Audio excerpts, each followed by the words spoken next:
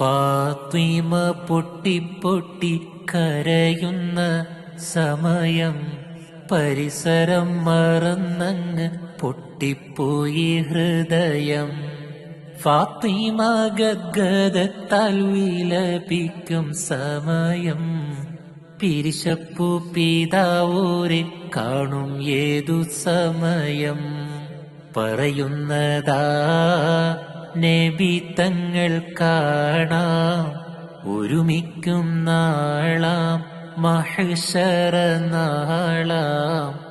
ഉരത്തിക്കൊണ്ട് മൊഴിയുന്നു നബി തങ്ങൾ കുറക്കേണം അസ്റായീലേ.